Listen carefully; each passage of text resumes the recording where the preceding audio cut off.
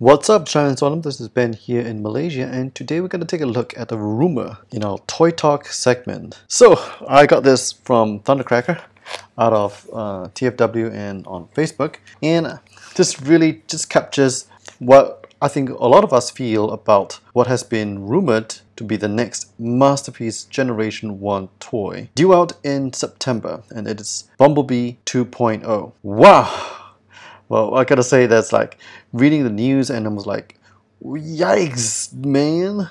A new Masterpiece Bumblebee toy? Wow, I know that there's the movie. It's got this whole slew of new Bumblebee toys, including the Masterpiece scaled ones, and I think they're just cashing in on this. Whether it's a good thing or not, let's just go through the motions and see what we feel. So this is what happened, right? I was browsing on my Facebook and I came across this tag hobby post that was shared on the Transformdom Malaysian group, and I looked into it, and then I also came across someone sharing it on the Facebook groups. I think it was the Masterpiece Addicts or Masterpiece Collectors group, about the TFW 2005 article that has been published. So I clicked on the link by TT Employ and also the Tag Hobby website, and this is what I got. On the left you see the TT Employ post on TFW 2005, and it was a lot of stuff in Japanese, so I think that this dude, this fella, is maybe fluent in Japanese because he claims that he had friends who worked in one of those online retailers, and so they got some info about the upcoming release of the toy. And so what it's going to have is that it's going to have a new Bumblebee 2.0 body that is supposedly more cartoon accurate.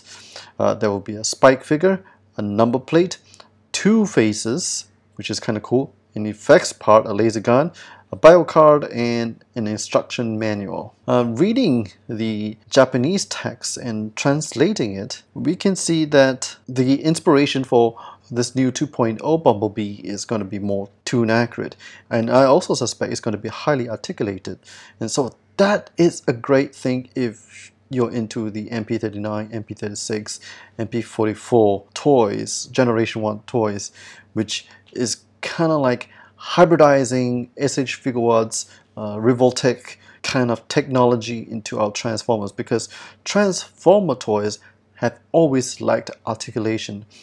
Lack of butterfly joints, neck movements are kind of limited, and this is especially true in most third-party offerings that we have.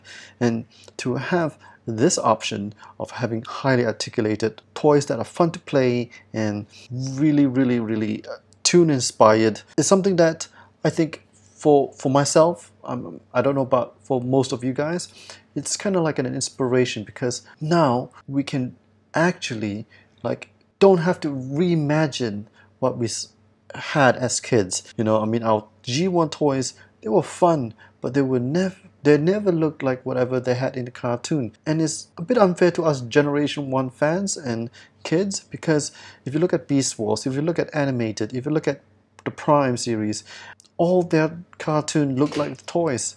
And so for us to be able to have that is a celebration.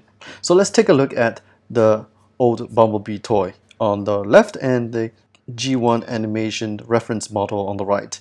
You can see that there is big difference between the two pictures. The Bumblebee on the left, you have that real world chest car top piece that makes the torso of Bumblebee, so it's kind of like squared off and elongated and protruding out there, and the windshield colors are just kind of like black smoke dark color, whereas the cartoon is more like bluish tint and is like condensed and crumpled up into a smaller piece. You can also see the torso of the Bumblebee toy being a bit thin on the waist lines or the hip lines, and the legs are really small.